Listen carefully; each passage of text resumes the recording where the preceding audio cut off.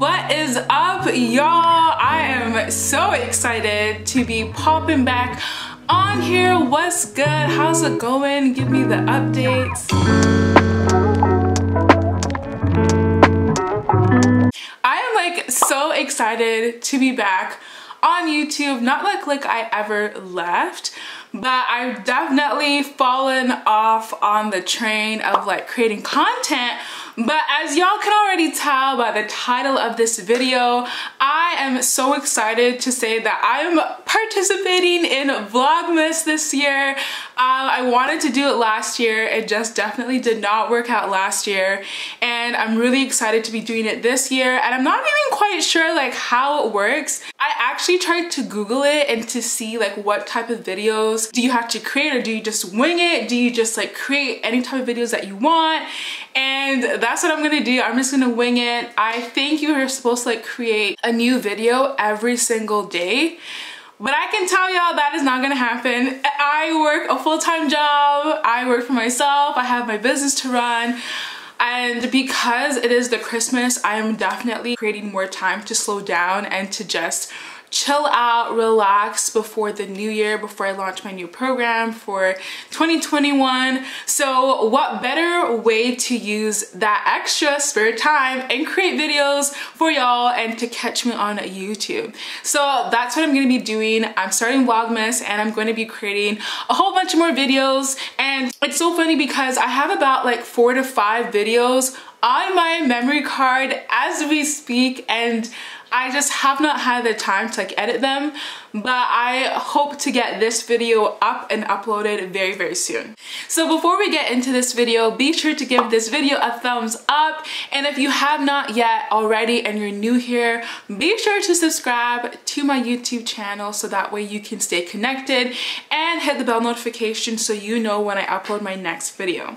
So today I'm going to be talking about marriage, engagement, dating, relationships, love, and all that fun stuff in between, and the misconceptions that we have when it comes to marriage and getting married and courtship and all that fun and great stuff. So this definitely is going to be a multi-part video, because it is just not possible for me to talk about the entire marriage topic as a whole in like 10 minutes or even an hour or even in 4 hours alone. Like there's just so many different angles that you can address this topic at, and I'm going to do it in the best way possible that I can. So I'm super excited to be talking about it. So let's actually just get right into it. Before we get into it, make sure y'all got your tea, make sure you got something to drink. Be sure to just pull up a couch, pull up something, get comfortable, because I love to keep it 100. That's just who I am. I love to be honest. I love to be transparent. I love to just be real, because there's just a lot of like fluff on social media, and that fluff can feed into your relationship. So go ahead, pause this video, grab yourself some tea, and let's get right into it. So I lied. Before we get into this, I know somebody's gonna ask me about my hair. So before I get bombarded with a billion questions, I'm gonna leave all the details to my hair in the description, so be sure to click that down below. So I wanted to make this video because you know your girl is getting married, and not only am I super excited for that part in my life, and I know that it's coming very soon in the next few months, but I also have been going on this journey to being completely awakened and eye-opening to the essence and the purpose of marriage and the holistic view that marriage brings through a biblical, faith-based perspective. So on this channel, we are talking about Christian dating or godly relationships, or courting, where you're, talking to another person with the opposite sex in mind with the purpose to getting married. And you're figuring out, is this a person who I should marry, yes or no? So that is kind of like what I wanted to talk about. And the truth and the reality behind it. Like, what does this actually mean? What does this actually look like? What is this actually? And I am frustrated because I feel, and maybe you do as well, or maybe you don't, and that's totally fine as well, but growing up, I had these beliefs as to what a relationship is supposed to look like, and based upon what I saw on social media. I believe that it was supposed to look a certain way, that things were supposed to just flow in a certain direction. And literally, y'all, grab your tea, cause I'm just gonna be 100 with y'all. Like, this engagement process has literally boxed out every misconception. Everything that I thought to be real is not real. It is not a thing. And I'm not here to like air out dirty laundry or anything like that, but what you see on social media is not true reality. It's not a true version of what actually happens. Nobody takes a selfie when they get into a heated discussion, argument, fight, however you want to spin it, with their significant other. Nobody takes a selfie. Nobody goes on Instagram Live while they are going through their hard times with their relationship. There's just no content about it. What you do see is the pretty photos. You see the HD, beautiful, cute couple photo, hashtag godly dating, and all this really great content. And yes, it's true and it's real, and that's what people are feeling in that moment. But because we have created a system and a society that only uploads content when you're feeling good and happy and things are going in a certain way, and you never show the other side of things, when you're going through that other side, there's just no content, there's no like pictures, there's nothing that you can see unless you then like Google it or reach out to friends. So my point being is, social media can create this false sense of what a relationship is supposed to look like, and that is not necessarily the case. And if you then walk into marriage with these ideas of like, you know, this is how it's supposed to be, or this is what I assumed it was supposed to be, this is what I even saw from my parents, this is what I saw from other people's relationships, and this is what I'm expecting for myself, then you are in for, it's a fantasy, okay? That is fantasy living, that is fantasy dreaming, that is hopes and well wishes and dreams, and that is not a true version of reality.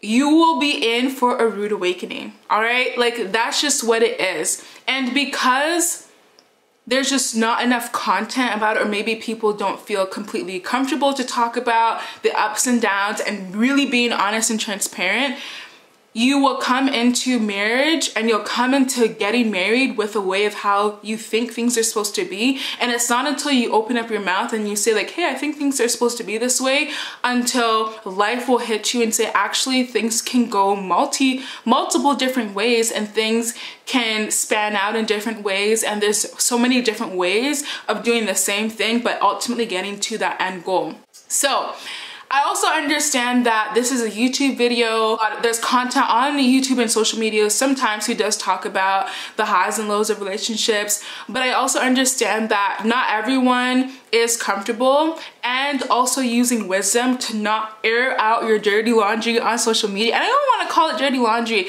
just airing out your business, all right? Airing out your business on social media, that is not wise. So that is not what I'm gonna do here today. I would never do that. It's just so unwise to talk about your entire business on social media. However, I do also still stick to the fact that there is not enough content that is completely transparent and real and vulnerable about the reality of becoming one. Okay, I personally feel that way, and again, maybe your story is different, but I know from my story, I feel like I walked into this not being naive, understanding that it's two imperfect people coming together ultimately to give God the glory and to be a reflection of the marriage of the bride, which is us as believers, within a relationship with God. So I know that's what one of the purposes of this marriage. It's a reflection of the bride and groom. I understand that. But becoming one and the mystery of becoming one just does not make it on social media. It just does not make it on social media. So I hope that through this video and through these series, I can bring some type of light and clarity to the truth behind all of this. Because I think even though I was very honest, like, I know things are not going to be perfect. I know that every relationship has its highs and its lows, and you're along for the journey, and it's two people who are committed to staying on that journey no matter what happens. I understand that, but what happens is if you are going through a low moment within your relationship and then you go on social media and you see high moments, oh, I bought a new car, I bought a new house, I got a new job, I'm pregnant, or we just gave birth to our second, first, third, fifth baby, you know, my business is growing. When you come on social media and you see all of those really great accolades and highlight reels, and then you then close that app or you close your laptop and then you are zapped back to your reality and your situation, navigating that can be a little challenging. So I hope that this video can bring some truth and clarity to whatever it is that you're going through and however it is that you're feeling, and also remembering that like you're not alone and it's not weird or awkward. All right, so let's really get into it. So truth number one, it is completely normal to disagree. And if you want to change the word disagree and call it get into arguments, get into heated discussions, if you want to call it getting into fights, whatever the case may be, whatever you want to call it, doesn't really matter to me. That is completely normal. I know lots of people who say, yeah, we don't fight, we just have disagreements, and that sounds cute. And it may be true, that may be your sing-song story, that may be your testimony, and it may not be your testimony, and that's perfectly okay. The point that I'm making is it's perfectly normal for you to not always agree with the direction or the opinion or the value or the quirks of that other person. Like, at the end of the day, you're two individual, complete and separate human beings, but joining to becoming one body, and you're just gonna be one together. So it takes a balance of maintaining your identity, but also understanding the role that you play within your relationship, depending also what your gender is as well. And we're not gonna be touching submission and all that fun stuff. We're not gonna be talking about it in this video, but understanding that you as a woman, you still can maintain a certain level of your own identity and your own independence. That doesn't mean that it's just goodbye, whatever he has to say, you're not gonna follow, you're not gonna listen. That's not the case, but you're allowed to like different things. Like me and my spouse were looking, not my spouse, me and my partner, me and my fiance, that's the proper term, we were looking at different colors of how we want to decorate our home. He wants a certain color, I want a certain color, and that's just what it is. Sometimes the colors clash, sometimes we want to have different types of objects within the home, and these are more of like trivial stuff, and that's just what it is. It's just life. You just move on, you figure out how you're gonna make a compromise if it is at all possible, and you move on with your life to the best of the ability. But my point being is, yes, it is totally normal to have disagreements. It's totally normal to have heated fellowship discussions. It's totally normal to be sometimes frustrated in a relationship. It is totally normal. There's no taboo about it. It doesn't mean, and this is another truth, it does not mean that they are not the one. Okay? It does not mean that that person is not for you. That was the biggest thing that I learned in my entire courtship. I would be like, oh, we got into an argument, he disagrees, he wants to do this, and I want to do this.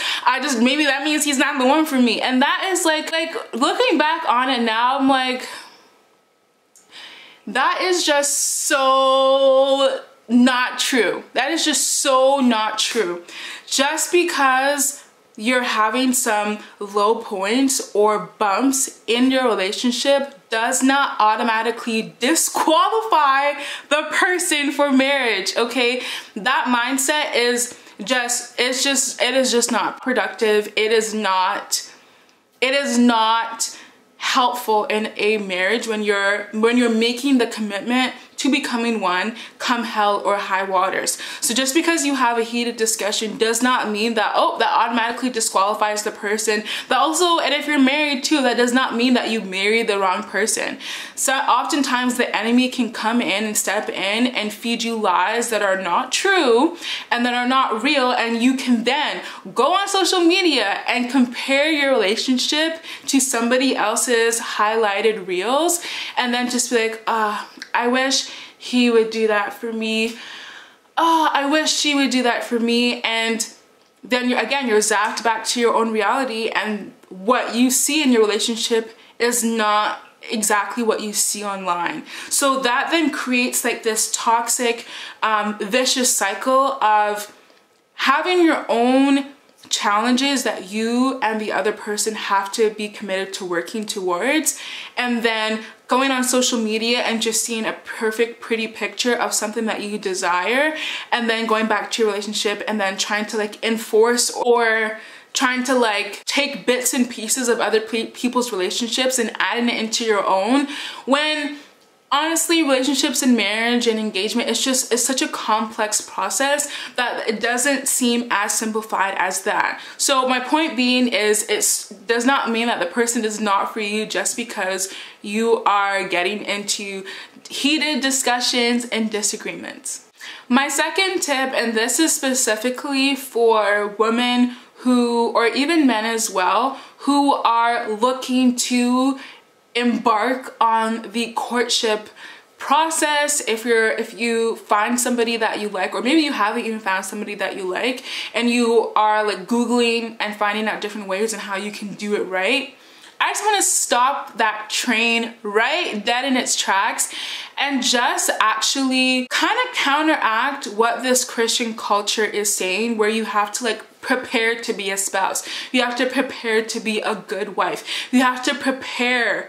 You have to, like, that term honestly irks me out so much, because I did that. I Googled everything in the book from cover to cover. I Googled it, I read the books, I reached out to married women, women who are newly married, women who have been married for years. I've interviewed countless people. What is the success to having a happy and fulfilling marriage? What is it? What's that secret answer? Oh, I need to prepare myself. I need to make sure that I can cook. I need to make sure that I have money. I need to make sure, and like, it's this laundry list of things that you have to do according to Christian culture, society, in order to properly prepare. I've even gone into seeing prayers that you should be praying for your future spouse. And what I'm saying is, yes, all of those stuff has its time and its place, and it's beneficial, but it can be very overwhelming, and especially if you're doing those things and you don't yet have a partner, you have not yet found someone. That can create a lot of pressure on you mentally, emotionally, and it can be unhealthy.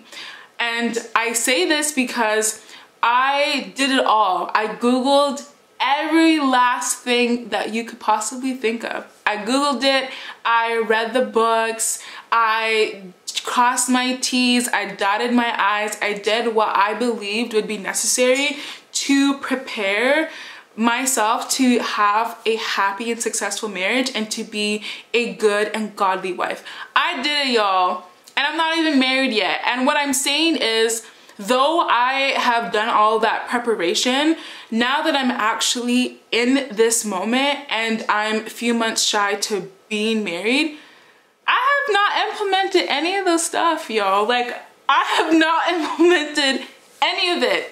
And again, I'll preface this that maybe your story is different. Maybe you implemented it and maybe it worked for you, and that's awesome. But I know for me, not only did it create a lot of pressure on myself, I then took other people's relationships and then tried to immediately like implement it into my relationship. Oh, like so-and-so is doing this, and so-and-so's partner took this person out. I would love to have that as well. And it creates this pressure, y'all. And I'm making this video because in excess, it is not healthy.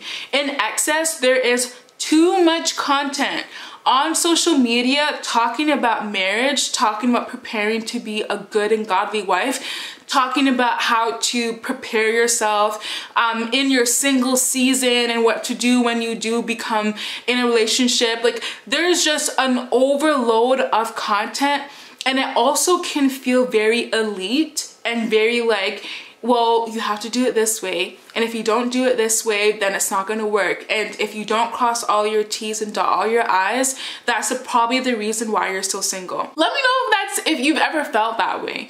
Let me know if you've ever had those feelings, because as I said, I know that I have, and I even carried that with me even when I did have a partner at a very young age as well. So it's not even like I had like a lot of time to be single up until I was 30, and then I had 10 years to prepare.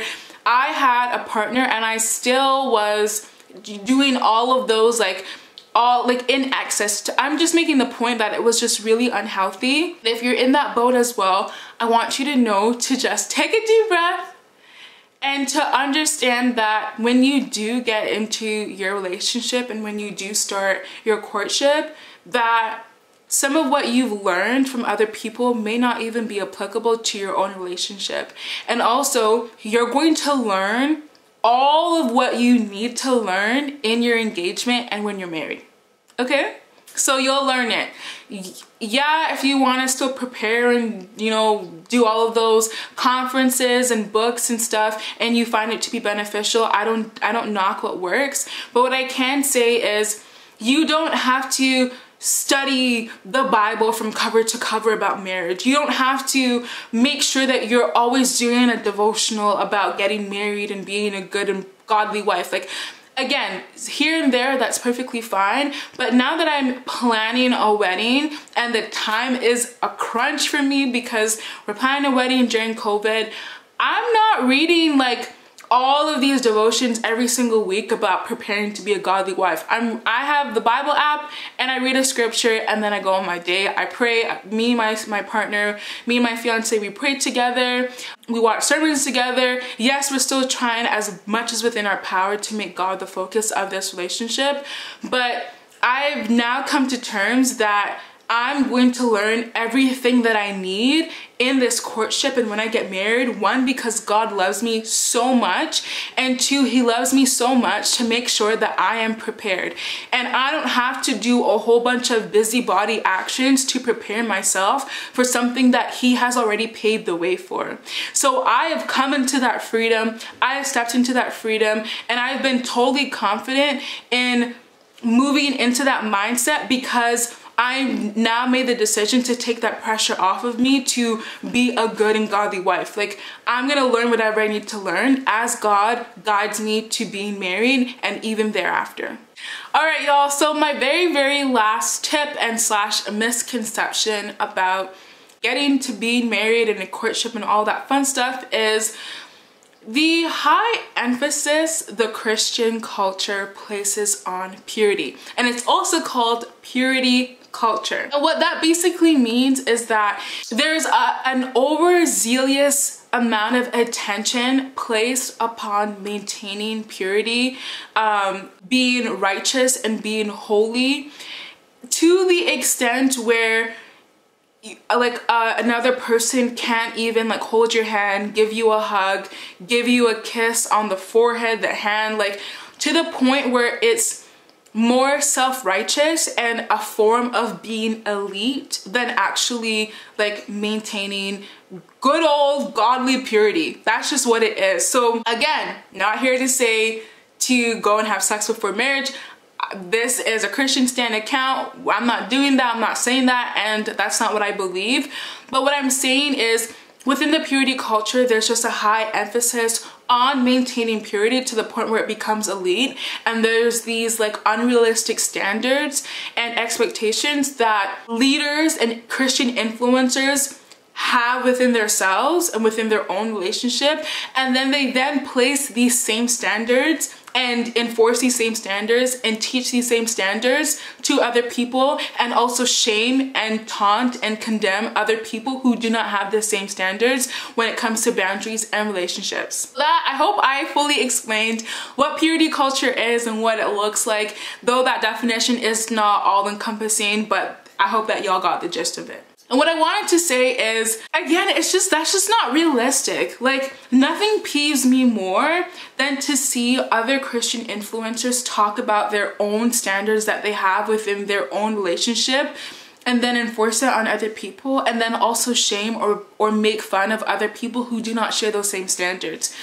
For example, if you have that standard within your relationship and you have that value where you're not going to kiss before marriage, and though it is not a sin and you decide not to do it, that's perfectly fine. Go ahead. That's great. Awesome. God be praised. But then if you then talk about that standard as if it's written in red ink, as if Jesus Christ himself said it and preached it on Mount Sinai, then it almost comes off as you're less than because you don't share those same personal convictions. So I'm not gonna take this time to get into personal convictions because, as I said, I believe that this video is long in itself and there's just not enough time to talk about all personal convictions. But what I can say is that boundaries look different per person and per relationship. There are different things that one person can handle and they're okay with in their relationship and the other person is not. As long though as your boundaries are in complete alignment with what the Holy Word has to say, then you are left up to your own discretion and to your own wisdom, which God gives freely, to make your own standards of how you choose to regulate your own relationship. And it is not clearly explicit in the Bible. For example, relationship, you shouldn't hug. If relationship, you shouldn't kiss the other person on the hand or the forehead or even on the lips. Those things are not clearly explicit within the Bible. So that is going to be left up to your own discretion. It's up to your own wisdom of how you decide to govern your own relationship. And because everyone on social media has a platform and they have a voice and they decide on what type of content they want to create using their own platform, it can be very damaging and very harmful when you then enforce and preach your own personal convictions and using your platform onto other people without also telling them that there is an alternative. So again, the word of God, for some things, it is very, very, very black and white. There is no other alternative. Sex before marriage, there is no other alternative. And I'm not saying it to shame anybody who has, because again, we're going to be talking about personal convictions and boundaries hopefully in the next video. But my point being is there are things that are very clearly outlined and distinct within the Bible, and there are some things that are left to your own discretion.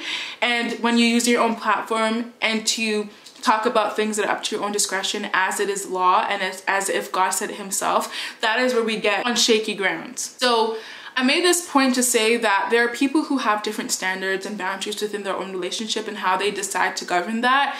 And it falls under the window and topic of purity culture, because what purity culture will teach is that if you do not have those same boundaries, or if you do stumble within those boundaries, or if you do stumble within the boundaries that God has clearly black and white outlined, then you should cancel the person.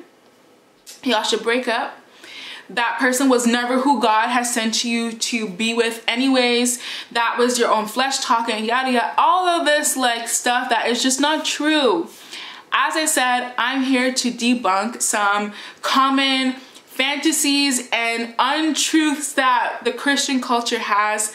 And I say that to say that even if you mess up and you fall and you and your partner make a mistake from the boundaries that God has outlined, or maybe you both were committed to sticking to this path through your own personal convictions and you didn't follow through with all of that, one, there's no shame and there's no condemnation in those who believe and love what God has to say. So there's no shame or condemnation about that.